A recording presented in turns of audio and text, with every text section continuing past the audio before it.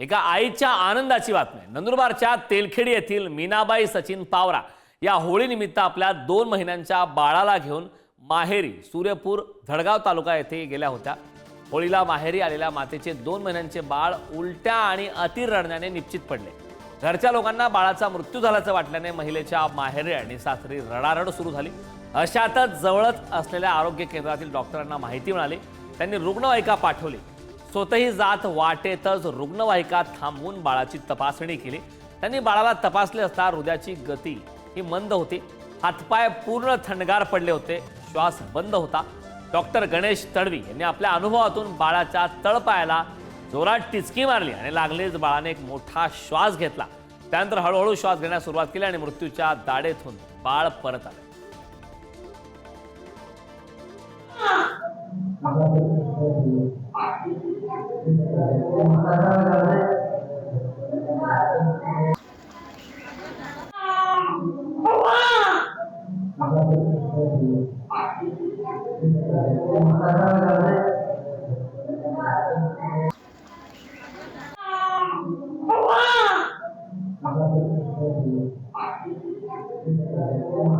संदर्भात ताज्या अपडेट देण्यासाठी आपले प्रतिनिधी आफ्ताब खान आपल्या सोबत जोडलेत. आफ्ताब, डॉक्टरांचं कौतुक करावं तितकं कमी आहे. डॉक्टरांनी आपल्या अनुभवाचा उपयोग करत या बाळाचे प्राण वाचवलेत. काय सविस्तर?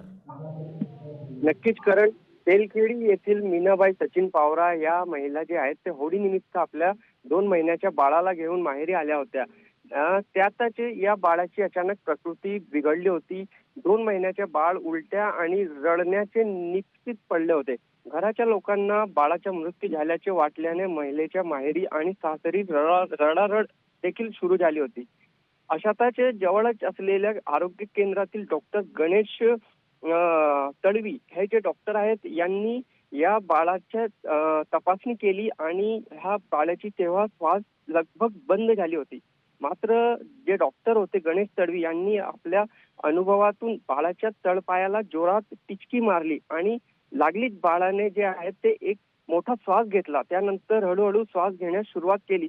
तर नक्कीच जे डॉक्टरचे अनुभव आहे ते यामुळे हा जो बाळ आहे हे मृत्यूच्या दाढेतून बाहेर पडला आहे आणि याला पुन्हा जीवन भेटलं आहे अशी ही चर्चा आता धडगाव तालुक्यात पसरली आहे.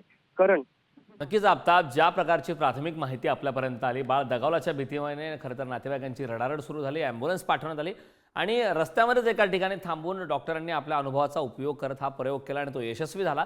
मात्र त्या घरापासून रुग्णालय साधारण किती लांब होतं? मध्येच ॲम्ब्युलन्स थांबून हा संपूर्ण प्रयोग करण्याचा आवश्यक का वाटलं? हा जे दुर्गम भागातली तिलखेडी गाव आहेत तिथली घटना आहे. तिथून आरोग्य केंद्र जे आहे ते 6 ते 7 किलोमीटर लांब असल्यामुळे ॲम्ब्युलन्स मध्ये या बाळाला नेण्यात येत होते. तेव्हा डॉक्टरांनी मध्येच पोहोचून बाळाची तपासणी केली आणि त्याला नवीन जीवन मिळवून दिलं आहे. अगदी आफ्ताब, खूप खूप धन्यवाद या संपूर्ण माहितीबद्दल. तर डॉक्टरांचं कौतुक करावं तितकं कमी आहे. अशा प्रकारचा प्रकार हा समोर आलेला आहे. नंदुरबार मधला हा संपूर्ण प्रकार.